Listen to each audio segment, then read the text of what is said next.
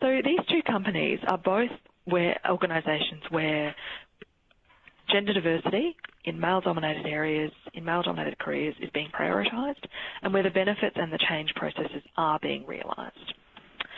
The second part of the benefit to companies, in addition to the outcomes that I've discussed, is around purchasing power.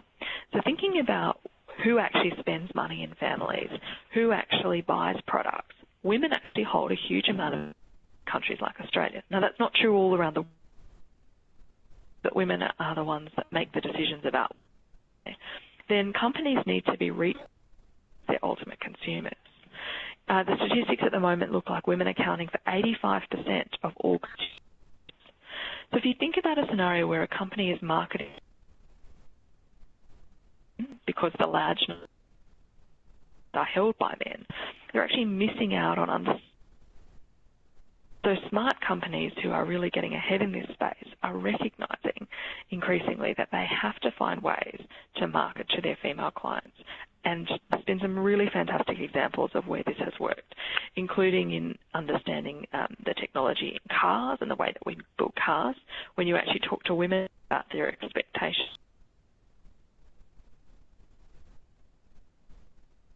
counterparts might want. And so the companies that have successfully been able to bridge increases in their sales. So we've talked about the benefits to the individual of working in STEM. We've talked about the benefit to companies of working with the benefit that young women going into STEM careers can have for other women generally. People in STEM careers are working to solve some of the biggest challenges of our time. They're trying to cure diseases like cancer and malaria. They're tackling global warming, providing people with clean drinking water, and developing renewable energy sources. In all of this work, we need to understand the source of the problems. We need to understand the way in which these problems are constructed. Engineers design things we use daily: buildings, bridges, cars, computers, wheelchairs, X-ray machines, things that are likely to transform our lives. When women are not involved in STEM careers, the new products, innovations and advancements are not made with a female perspective in mind, which disadvantages women. As I mentioned, when men and women are asked about their experiences of cars, what's really interesting is that in the first generation of airbags, it was male engineers who developed the airbag technology. As they were trialling the airbags, they tested them on male bodies. Initially were designed to support and to protect adult male bodies, which resulted in avoidable deaths for women and children. Now, I could have overlooked something like that. But the reality is every time we design a product, every time we think about a solution, every time we come up with a scientific advancement, there hasn't been men and women continue to make mistakes because we're actually not considering the needs of the full population. One fun example that we came across as we were developing the content for the workshop was around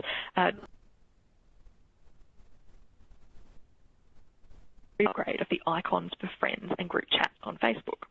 The original icons seen at the front. Caitlin upgraded the icon so that the female icon is now at the front, rather than literally in the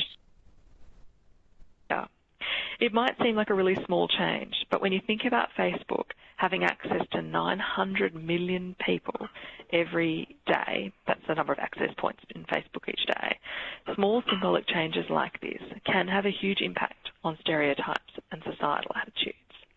STEM careers can also address some of the most important issues facing women today and can help women be empowered economically and address substantial disadvantage. And this is where it comes to the heart of what UN Women does. How can STEM careers really get into the issues of how do we ensure that we lift women out of poverty? How do we ensure women's access to human rights and equal rights? One of the case studies which I'm incredibly proud of and passionate about is a violence against women website that was created in Rio de Janeiro. In Australia, we assume that if we were facing domestic violence at home or in a public space, there would available to help, that we would need to call 000 and that someone would come to assist us. In the reality of most countries, this isn't the case. In Rio de Janeiro, Brazil, many women do access to services that would help them in situations of violence. Don't know where to find these services.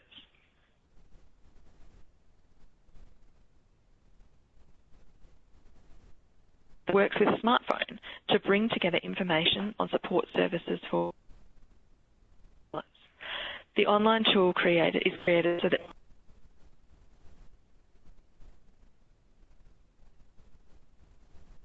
and assistance if they're experiencing. So it has enabled women who have living in some of the most challenging environments to actually seek support, to recognise they're not alone. And it provides things like abuse hotline numbers, as well as the responsibilities of women's services.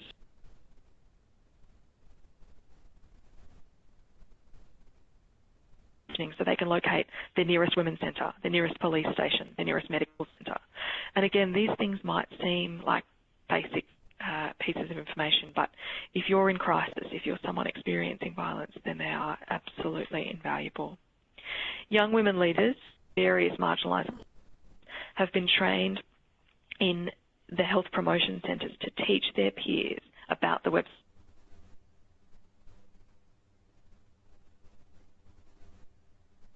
Was thinking about what career to undertake, and people were talking to me about science and technology. It never occurred to me that I could be at the against women if I'd chosen one of those types of careers. Another project that we are equally proud of is based here in the Pacific Islands. In partnership with the Barefoot College in India, UN Women has set up a program where women in the Pacific are trained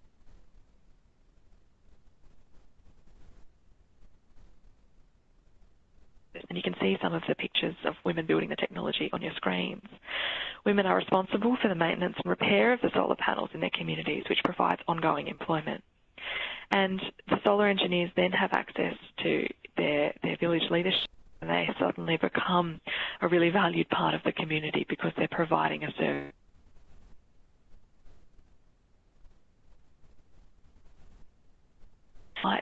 Which means that the cost of electricity is reduced, where people don't have access lighting and cooking facilities that they couldn't access before. Lots of countries around the world where we don't have access to electricity, that people use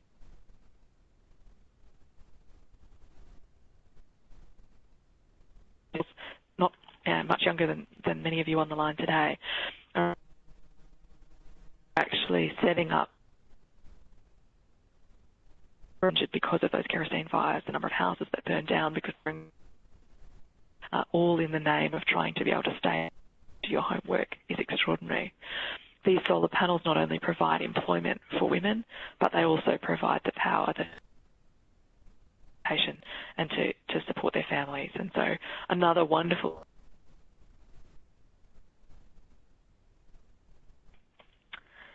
The final benefit is one around the benefits of the overall economy. More women working in STEM fields is good for the economy, both here and, of course, globally. A gender imbalance is aren't getting the most productive people. A study by Goldman Sachs estimated that closing the gender gap between men and women working in STEM fields would add 11% to Australia's GDP, so 11% to our overall gross domestic product. And the need to improve women's representation is motivated partly by concern for women as an underutilised resource, but partly by a broader concern for our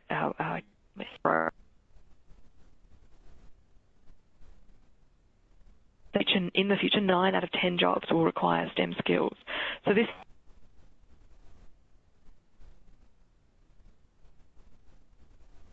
most jobs in the future will require an understanding of and skills in the STEM area. So setting yourself up for success in your future, choosing one of these careers will be really important. As we speak, there are 3 million unfilled STEM fields in the world. So lots of opportunity. The World Bank Climate Change and Clean Technology will represent a $6.4 trillion economy. So again, that I'm throwing at you at the moment, but I guess what I'm trying to do is share with you the size of the opportunity that exists in this area. And where in finishing school or finishing university, young women are uncertain about what their next steps are. But the opportunities that exist in STEM are really significant, and we need to realise those as quickly as we can. Finally, benefits for everyone. Today the world faces many grand challenges about security, sustainability, energy, food supply, threat of infectious diseases, cyber security, climate change. The list goes on. But science, technology and innovation will continue to play a critical role in understanding these grand challenges and ultimately solving them. So the more people in STEM, the better the world will be. So there's a lot of opportunity and a lot of reasons to get more involved in this area. Now, to just hit pause for a minute on me talking, give you all a break from my voice, we've got three fabulous women from Avanade, Sandy Abrahams, Cassandra Jones and Jane Heaton, here to answer some questions about their experience of being women working in STEM. They had a different journey, current role, and again you'll see some information there about what they've done they're all very impressive women, and we're very grateful to them for having given up time today to be part of our discussion. So Sandy, I'm going to start with you and ask, can you tell us what your occupation is and why you decided to work in STEM, but then how did you get involved in a career in STEM? What was your journey?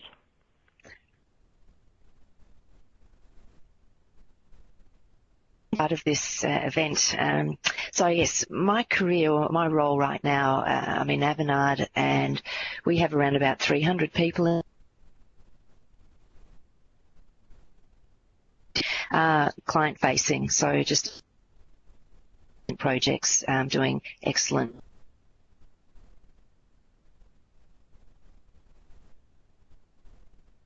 at the moment is actually to look after those 250 people and make sure they've got the right amount of training, that we have the right skills in our business to meet the sales force. It says on the slide here how I actually got into the IT industry was purely by accident.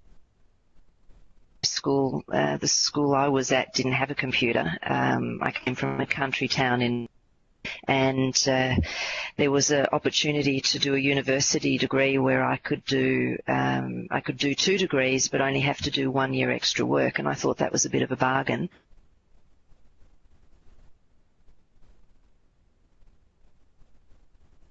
So I went to the university, and within 6 months I knew that the IT was actually the right one for me.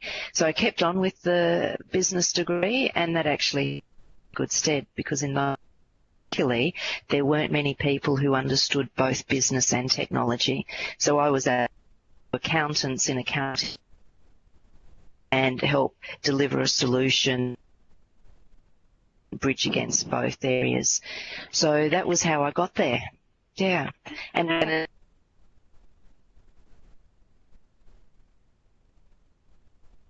back on, it was the best thing I could ever have done. And Sandy, if you could do your time again, you would have made deliberate decisions to land where you've landed rather than relying on the accidental journey.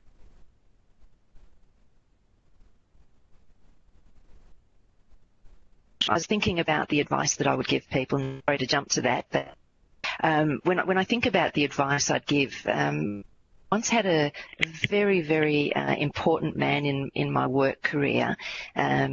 His Jansen, and he sat me down once and he said, Sandy, this is what you need to do. You need to sit down and plan your next 10 years out so that you will get to where you want to get to in your career.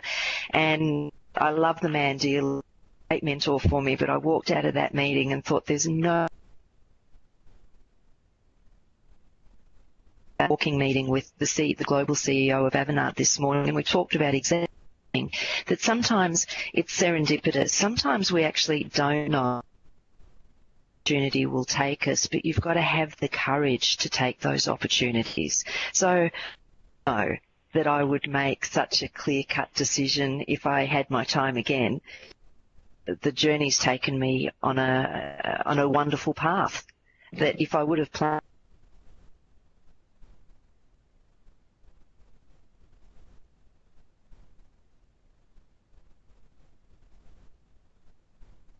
the opportunities that are out there. And Cassandra, what about you? What do you love about working in STEM? Well, echoing Sandy's comment, welcome and hope this will be informative. Nothing is every day. Every time you go different things are different, that even though they can be in, say, the same industry, the problems they all experience are somewhat variable, and it's such a wide variety of infrastructure and technology that we come across. It never stays the same. So when I started in the early 90s,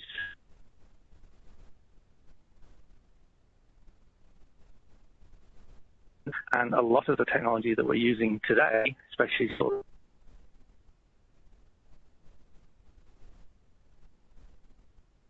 so if you want a career that is very much going to stay the same and not really change, then don't. But if you want something that every day is a new challenge and every month and every year is a new technology and something new to learn, and that's what you enjoy, then this is a great place to be. It's a pretty strong message there. I think most people, as they're thinking about their careers, we spend a lot of time at work over the course of our careers, and the idea of doing a job that changes every day or every year is pretty exciting, Cassandra. Thank you. And Jane, in terms of your experience, what advice do you have for girls wanting to pursue a career in STEM? Right, so let me check here. You can hear me okay? Okay. All right. Firstly, I probably have to echo the advice that Sandy gave first up. So have the courage. Sometimes you do find that opportunities open up for you, get offered to you, and sometimes you might find yourself saying, oh, I don't think I can do me, or, I don't think I'm ready for that. The offer and giving you that opportunity, always say yes. So in the words of Cheryl,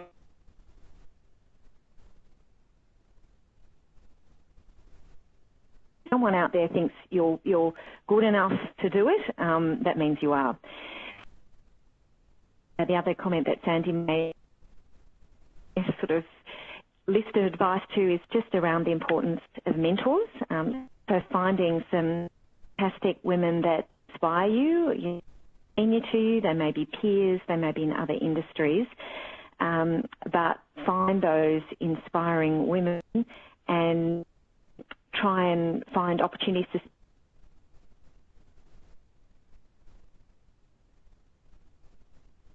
preparation from what they're reading, what they're viewing, how they would deal with certain situations, and in my generous, they're flattered to be asked, they're generous with their time, and I think some of the best advice I've had has come by just bravely asking the question, where is it your confidence from?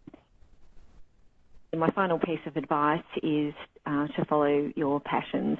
So although that may be a little bit of a cliche, I do tend to get current of, advice or recommendations from family and friends on what we should be doing, projects we could take on, jobs we should take up because we've had the offer. But, I look back on my career, times that I was probably treading water because I took on a project or a job I wasn't. So definitely to spend some time reflecting on the things you enjoy most, and make sure your career path is true to your real passion, thing that someone else thinks is a good idea for you. Fantastic advice, yeah. Jane. And even as you're saying it, I'm someone who did a whole lot of things because of what my family and friends expected rather than what I was passionate about initially, and it took and the role I was really passionate about. So that's great advice. Good. So thank you for joining us and for sharing your advice. And I hope that the messages to all of our line are that there are fabulous women working in organisations like Avanade and across STEM fields who are really open to support you if you're looking at a STEM. And I'd also encourage people to really think about, when you're trying to make decisions what you want to do in the world, overlaying how might a STEM career be able to support that.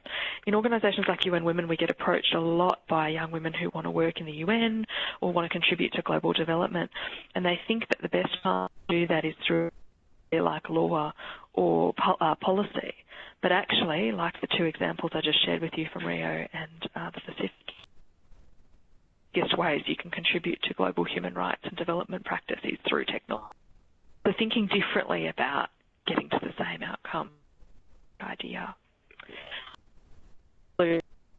What we know is that there are currently a lack of women in STEM careers.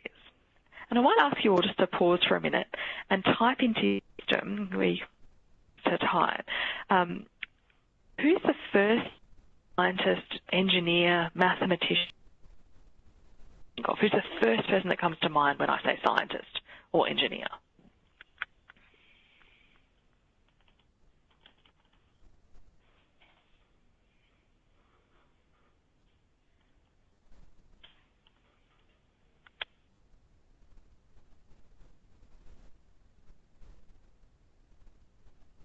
The answers. Look, a few Marie Curie.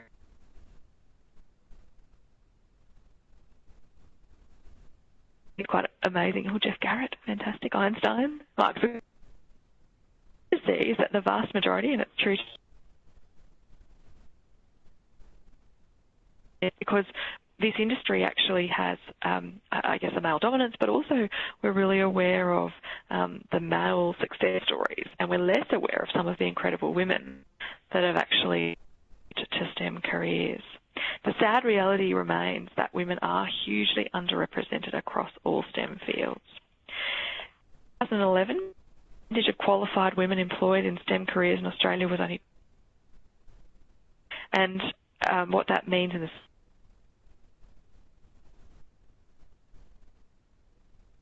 qualified employees were women. These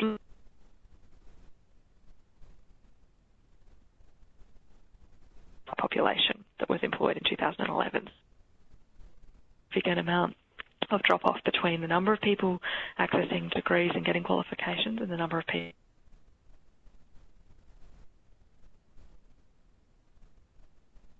Only 6.6% of all female Year 12 students in Australia studied an advanced level mathematics subject. So we're seeing a really strong existence of a trend around women's role in STEM that starts in the early. Women are socialised to believe that they don't need maths or that women aren't good at maths and science.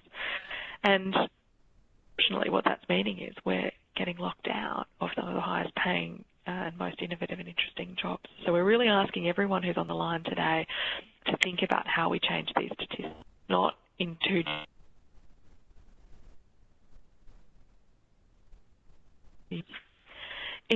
some more stats for you. In 2011, only 30.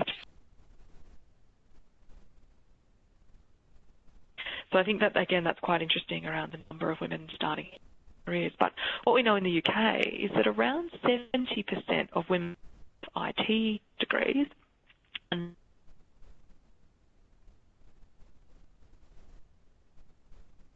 there's a problem where even once you've got women through the barriers of getting to the point of getting qualified in a STEM career, there are still barriers that remain for them in the.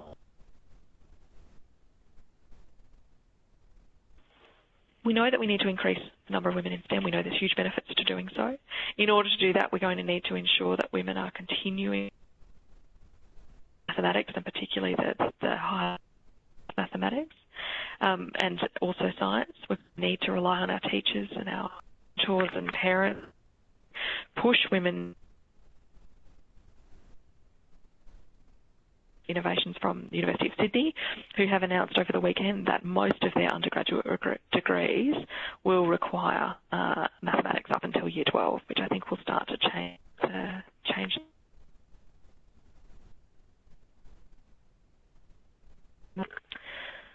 So when we try to identify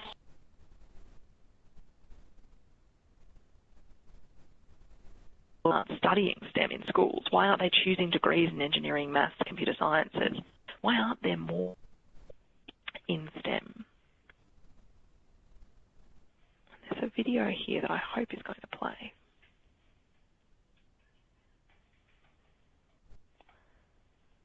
We've got visual, but we don't actually have sound. Apologies, everyone. We'll need to skip the video, but we'll send around the link because it's a really powerful story of how young women experience science and innovation from a young age. But one of the big barriers to women working in STEM career is that of stereotypes. There are in our society a range of stereotypes about the roles of men and the roles of women, and we would all be aware of some of those. But they are really deeply held in any part of our society that is traditionally male-dominated.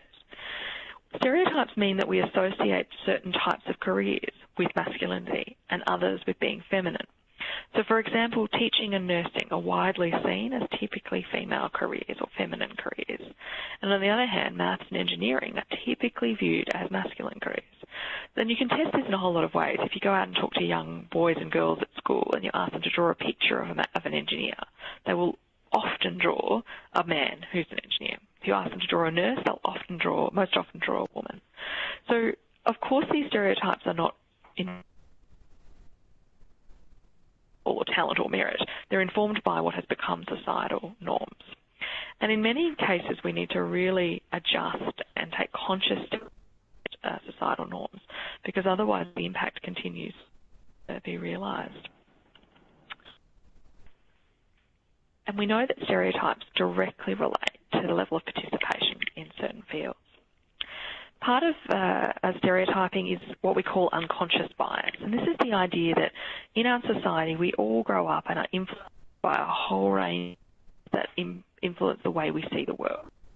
It means that parents, teachers, friends can all develop biases that they to their children and to students and to their friends without even meaning to. And that when students show an interest or academic achievement or science, boys are much more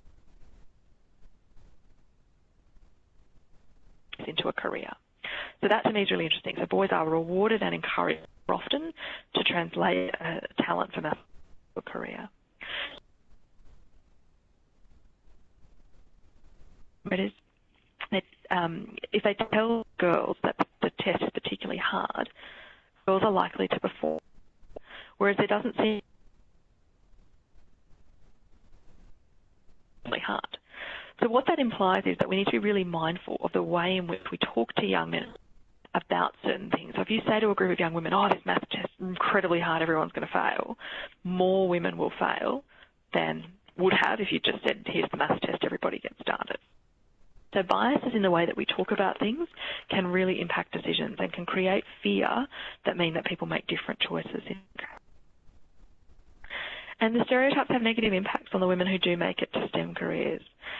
We've seen studies that show that people often think negatively about women in masculine positions like science and engineering. They skip ability, they wonder why they're there, and that people than men when they're in, even if they're equally useful in their work. So there's some really big challenges that we need to overcome in terms of unconscious. Another barrier to women's participation is self-assessment, and this is about how own abilities. Research shows that girls are pretty hard on themselves when it comes to academic achievement, especially in traditionally perceived as being more suitable. Assessment of their abilities can therefore hold them back from pursuing studies and careers. Believe they're less likely. Again, I think we need to really think about that in terms of how we talk to our peers and our friends and encourage them rather than. Research here shows us that boys are less likely to be impacted by self-doubt in their career decisions than girls, so we need to be particularly mindful of this when it comes to girls. And finally, there's simply a lack of visible role models in STEM. You can't be what you can't see. So when we look at organisations in these areas and we see them being heavily male-dominated, when we think of the public figures in science maths and we see a whole lot of men, it simply makes it harder. Opportunities might be. I became the Prime Minister in Australia and she was talking to a young 5-year-old, and it was all videoed. And she said, "What do you want to be when you grow up?" And this little boy said, "Oh, I want to be a firefighter." Interesting. Why don't you want to be a Prime Minister? And he said, "It's a job for girls."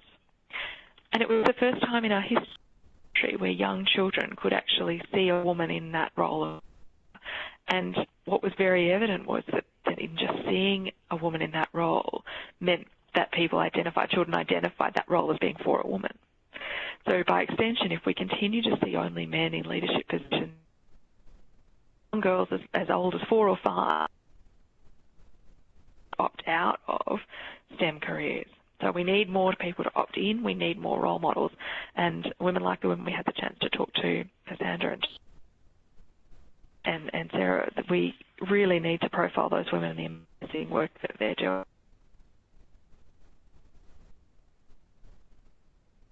So, in terms of actually getting into STEM, all of the numbers I've read to you are negative ones.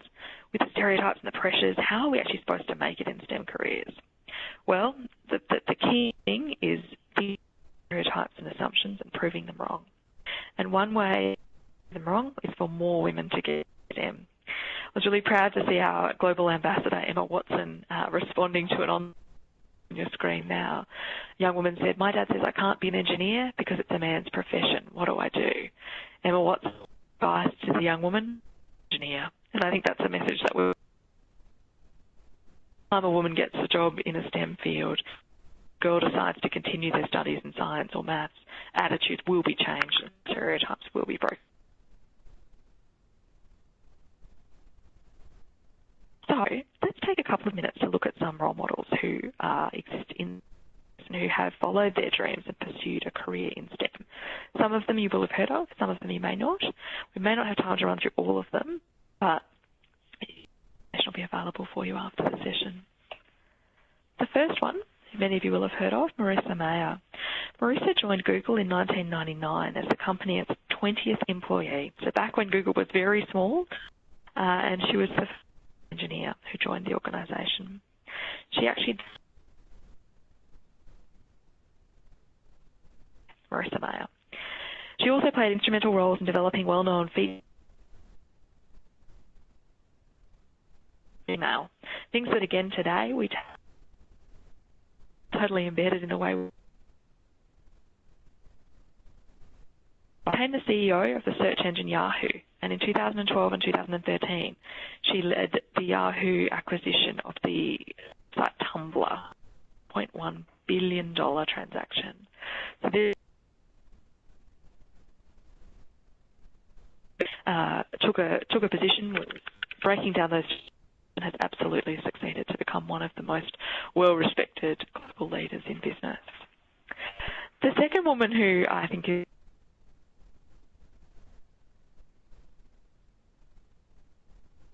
imagine getting paid to do that. Well, that is pretty much Brina's world. She was the first engineer at Instagram. Her STEM career was pretty non-traditional. She studied communication with the intention of going into a marketing career. Started working at a small marketing company to develop the website. She took and realised that she loved it and discovered that small and subtle changes to the website's layout and usability could greatly impact. So a bit like one of the stories we've heard earlier, where accidentally from a communications role into coding and taught herself. She earned a master's degree and in her early career received an internship at Yahoo. She went on to work for Google, to Facebook, and then Instagram, where she's now a software engineer. So it goes to show that those opening doors, teaching yourself part of so that it's never too late to start a STEM career. Dr. Fiona Wood, again, I hope many of you have heard of her. She's a Perth-born plastic surgeon, and she developed the breakthrough product known as spray-on skin, which was used to treat the victims of the 2002 bombings. Spray-on skin has saved hundreds of lives in Australia and around the world. World-leading research and contribution awarded the Australian of the Year. She's a mother of 6 and West Australia's only female plastic surgeon. And I think goes to show again that we just have incredible talent, and when we give women opportunity, they can really amazing steps. The next one is Jocelyn Goldfein. Jocelyn is a Director of Engineering at Facebook and has worked on some of Facebook's most well-known products, such as photos and the recently revamped news feed. So she people around the world, and that 9 million daily interactions with Facebook stat I used earlier, that's a big part of Jocelyn's world. Pretty exciting. Mayim Bialik was famous for playing Dr. Amy Farrah Fowler in the popular TV show The Big Bang Theory, if any of you. And she not only plays the character of a neuroscientist on TV, but she's actually a neuroscientist herself, and but she's using that study in a really in the public arena through the TV show. So again, to me, this is an incredible career path that I'm not sure anyone could have envisaged for her when she was thinking about what decisions to make at the end of education. And finally, Sarah Adam-Gedge. Sarah's the Managing Director at Avanade here in Australia, leading the company to solve complex business issues using leading micro. An absolutely passionate advocate for women in STEM and leadership. Women and men in senior leadership.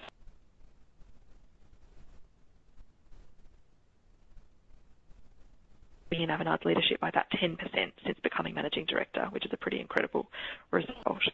And she's ensuring that society is keeping up with technology and that everyone's job in the future is going to involve some sort of technology. It's discretionary and more mandatory. So we think in the future, so we've got to keep moving. So it's a lovely quote there from Sarah.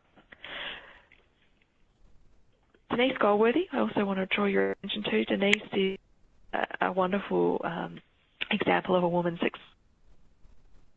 successfully progressing through the ranks at mining giant Rio Tinto. She was made Managing Director of Rio's subsidiary company Dampier Salt, which is one of the world's largest salt providers. And there's a great photo of Denise up on the screen holding a salt crystal. Within 2 years of her appointment as Managing Director, the sales increased by 550%. This is true to the testament of her talent, to the talent of women, but also to bringing women into senior leadership roles and the benefit of this. And in 2010, she was Each of these women really inspire, I hope, all of you to think about what you might do next and the choices that you might make.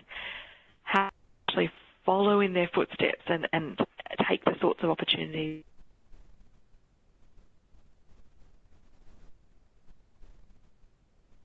as you're thinking about what to study after school, as you're thinking about subject selection at school, once you're at university and thinking about what subjects to expose yourself to opportunities that might open a door that you never imagined would open. How can you follow the steps of some of these amazing women? You can start by following some of these steps.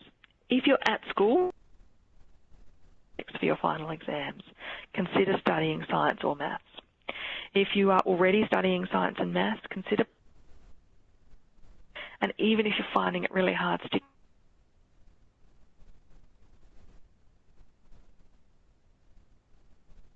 support exists and that there's a lot of goodwill around trying to put women in these roles. The type of maths that you study at school will not necessarily be the maths that you need for a STEM career, but it is a prerequisite for most STEM degrees. And so this is, again,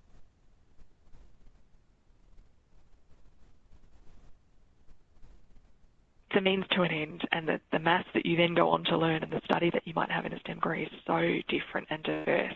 Don't opportunity based on your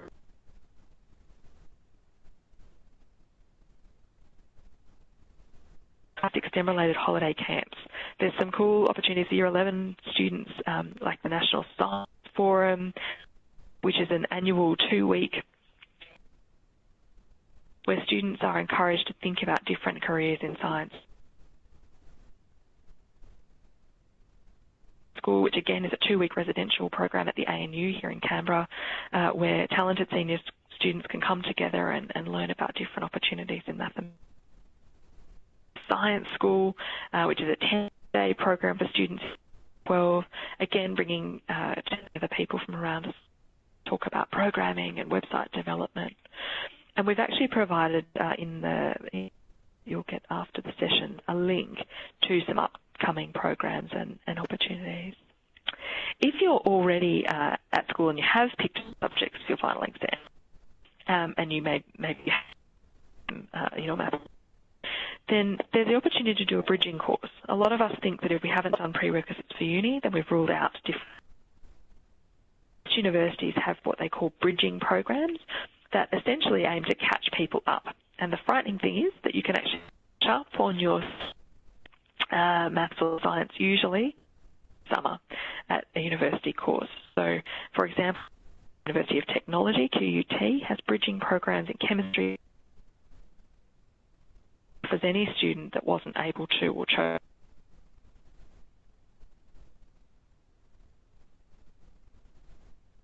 And similar bridging courses are offered by the University of Sydney and many other universities around the country. So don't see your subject selection as the end point. If you've already made decisions, then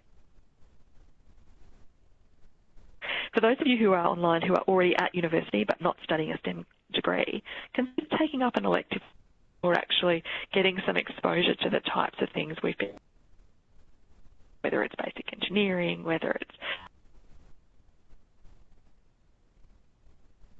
find that there's something that you're really passionate about that you never imagined. I'm not sure that the women who developed the solar panel technology in the Pacific that is empowering, saving lives, when they started out in science, in undergraduate physics, whether they would have ever imagined that they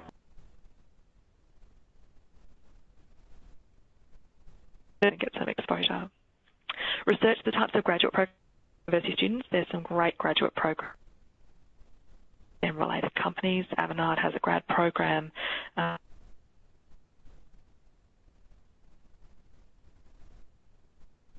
Access, and grad programs are a great to your career. Different parts of a business to get an idea of what you might. I actually just heard that the Avanade program includes Microsoft certification as part of your grad year, which sounds pretty incredible to me.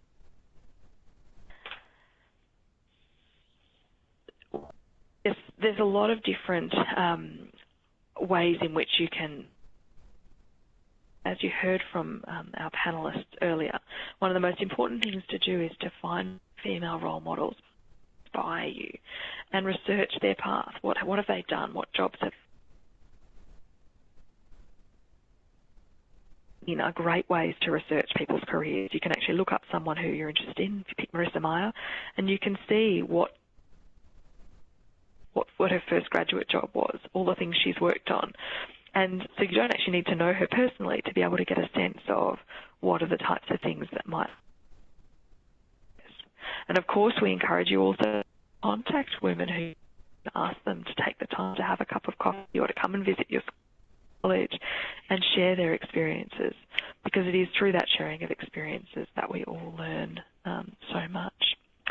We encourage you to join the National Committee for UN Women, fundamentally a network of women looking out for other women and looking out for gender equality. And so through our membership, you exposure to a whole range of programs that we hope energise and excite you about what's happening. Never too late to start a career in STEM. We learned that from Brina Lee, the Instagram engineer who started off with a degree in communications. We're at an incredible moment in time in 2016 where there is recognition across the industry that there is more women in STEM. And as such, there's a huge number of scholarships and internship opportunities for women who want to start their careers in these areas. The Department of Engineering at the University of New South Wales offers scholarship opportunities. Some of them listed there. There's a Science 50/50 program also at UNSW where, in terms of aiming to inspire young girls to STEM careers, there's lots of intern opportunities online to get more involved. And the Government of South Australia runs an internship program, Dawnwell Internships for Women in STEM, which again give women exposure to different careers in pay so that they can get an idea of what the different jobs look like.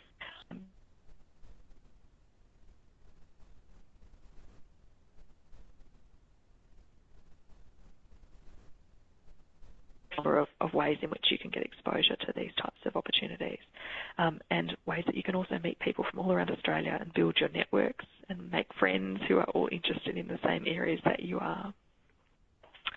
So it's that time where we have the opportunity to take some questions from those of you who are online.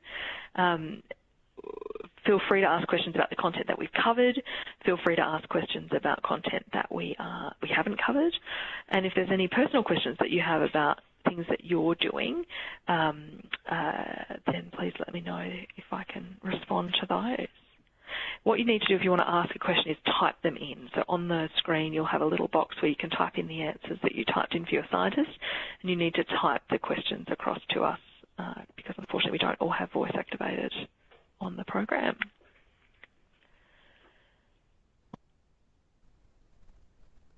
So one of the questions that's been raised is around how do we ensure that young women are aware of the opportunities that exist? And I think we're to point they're meant to be the door opener. We're hoping today talks to at least one other person about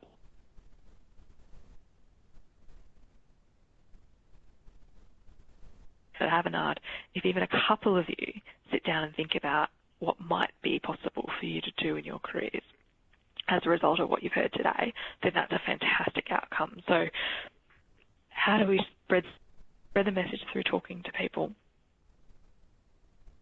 Says to you, I think I want to be a scientist, an engineer, then your opportunity to support them and encourage, help them find scholarships, internships, difference between whether they actually land and succeed and whether they don't. And I think that's a really important message. I also had a question come across from a teacher who asked, what's the role for teachers in encouraging women to continue science and math studies? And I would say there, for those teachers that are online, the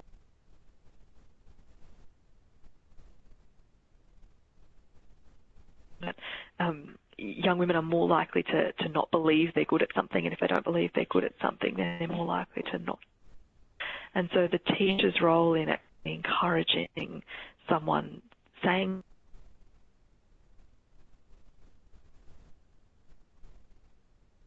powerful and impactful. And so, again, talking to other teachers about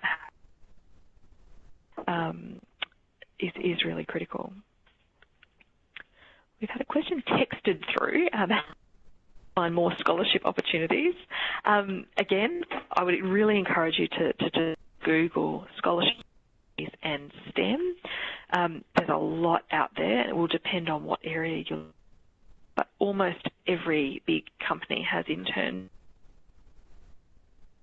and almost every university has scholarship opportunities. So really.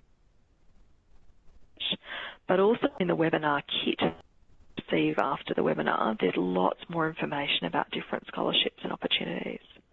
One that I had the privilege to be part of recently was a program that the Australian Air Force were running, and they're trying to get more women into the Air Force as pilots, but also as in.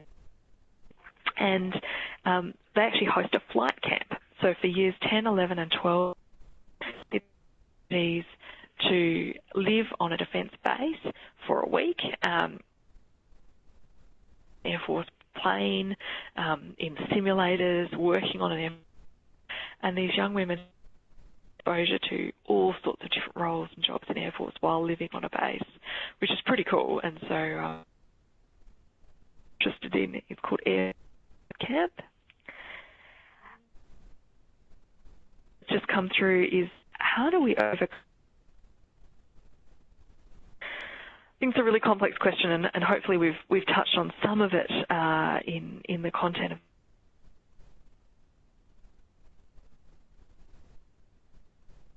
because stereotypes are only disproven when they actually.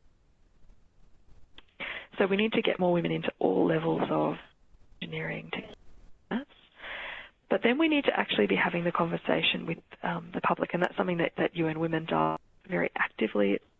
I know Avanade and other big tech companies are really on, is how do we actually challenge the norms and call out the fact that bias that exists, that boys are given preference to these areas. So we need to get a bit more outraged about the numbers. Engineering National Committee, you can see, there's quite a few. Scroll up. Are about to launch so someone's just let us know that the Women in Engineering National Committee are about to launch a $5,000 scholarship for women in the 7 to 15 year age range, course of their choice, the next step in their career. That's a fantastic opportunity, and we might contact you afterwards and make sure that's included in our information. There's a question about how a university student continue active involvement with UN Women's Committee to promote STEM. Thanks for the question. We'd love to get you more involved, and doing these webinars and reaching out to young women around Australia.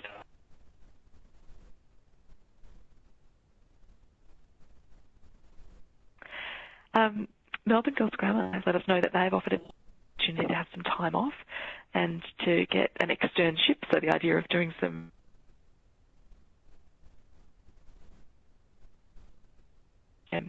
they've approached Google, Apple, Facebook, Twitter, but all have declined. That's really disappointing. Can I suggest that maybe offline we have a chat about that one? It might be that Avanade are able to make there, because I think we would all see the absolute value in a teacher gaining that externship experience. So thank you for that question.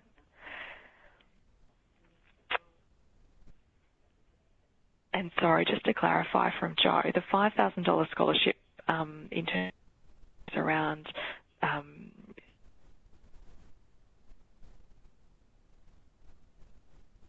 I might have said age group. We're not giving $5,000 to 7-year-olds. We're giving the scholarship 7 to 15 years of experience in their careers. So that'd be a great pivot point for someone who's looking to use their depth.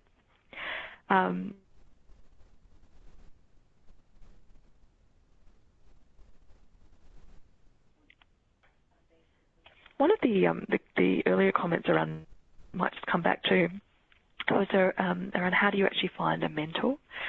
And this is one that as young women, I think it can often be quite daunting to approach someone to be your mentor. And we often have this in our minds that people will say no, or that approaching mentors. I just wanted to share my own experience for what it's worth, which was a few years ago when I was middle of my time as Executive Director here at UN Women. I was really trying to find a mentor in the business sector. And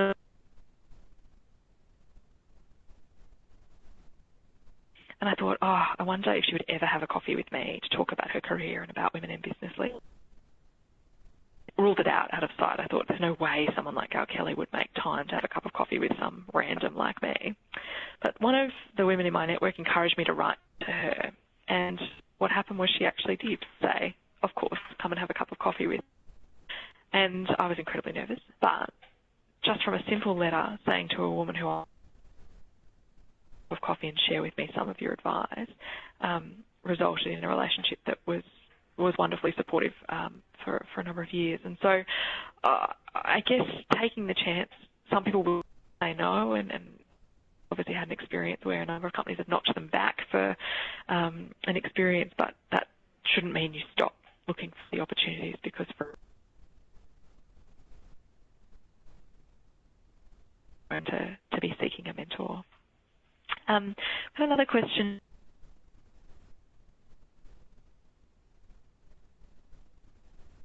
And I think, again, this is something that's not just existing in STEM. We see a lot of examples where young women's views, and equally young men's views and older men's views, are discounted based on a sort of stereotype and ageist view of who make contributions in our society. Like racism, ageism is a real challenge in Australian society, and we need to take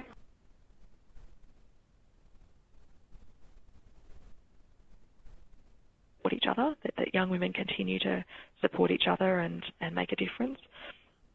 Challenging it when it occurs. If you feel like you're getting discounted or your voice isn't being heard because you're actually saying, look, what are the ways in which I can feel like I'm not being heard in this way? So have a step you can take and it's all sorted. But the big thing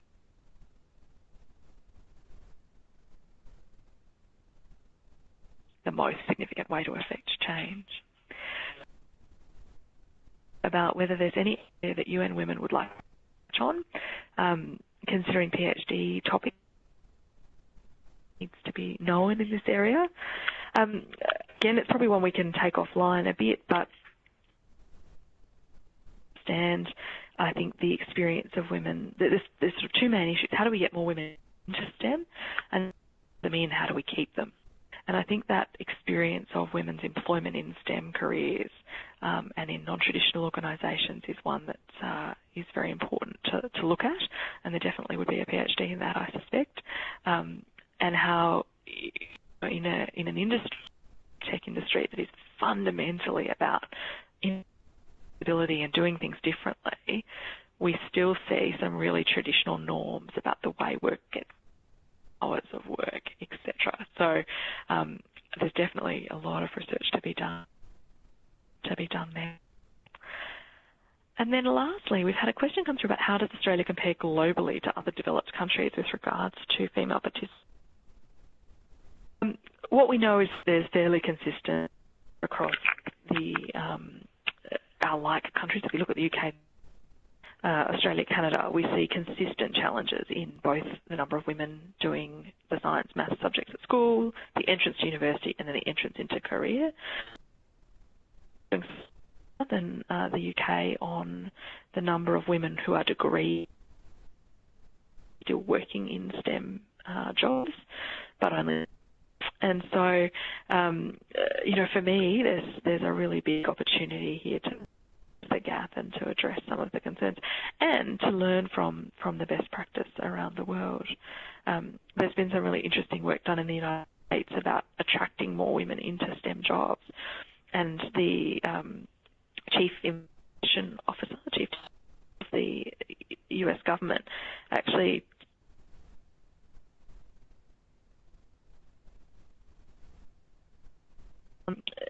the way that the language was fundamentally attracting men and not women. So they were saying things like, we're looking for a tech guru, for a coding expert, or we're looking for a gun who can do X, Y, and Z. And those words were really exciting and attractive to male candidates, but were turning women off.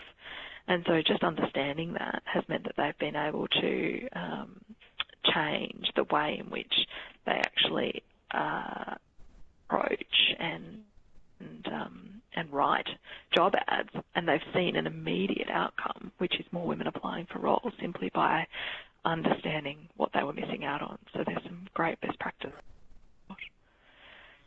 And the next question that's come through is about whether PhD is well regarded for women in STEM, or are they seen as an overqualification? I think the key, it will totally depend on which organisation and what role.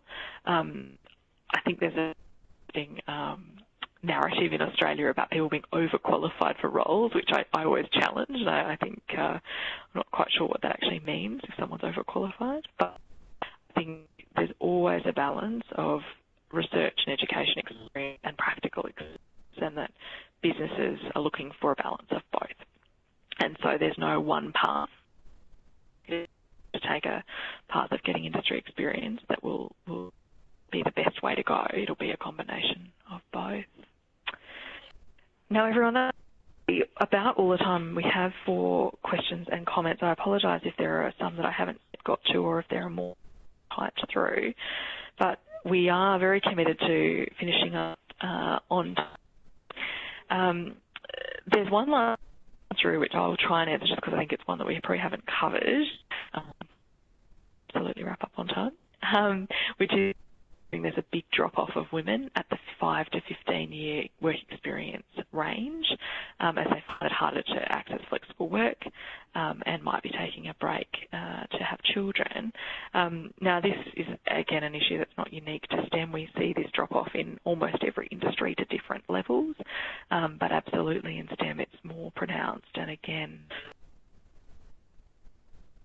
workplaces that are fundamentally flexible and are built on the needs of today.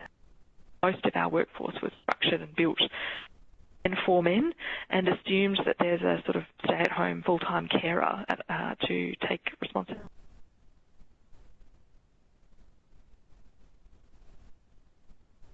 For as long as that's the way we assume work gets done, we're going to have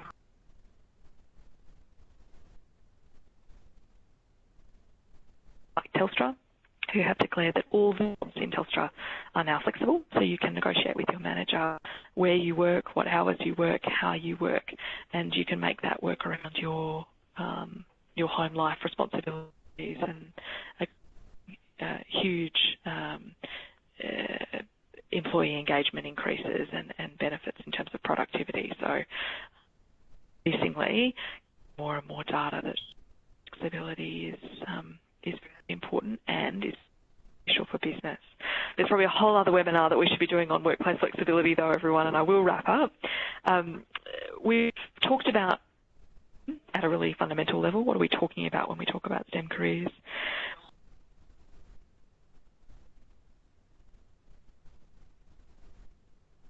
Why there aren't more currently, and hopefully given you just a sample of ideas of STEM, or encourage someone in your network to consider a career in STEM. I heard from a number of senior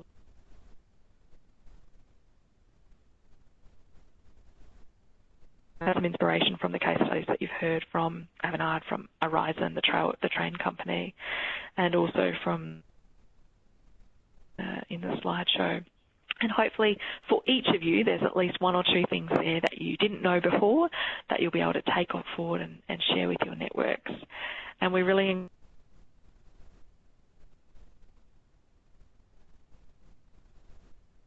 after this website, after the webinar finishes. So in wrapping up, thank you very much for your time. Thank you to all of the groups who are sitting around computers and sharing access to today's webinar. Having the interest in STEM for UN Women. This is about what's best for women. This is about our economy, but it's also about what's best for gender equality.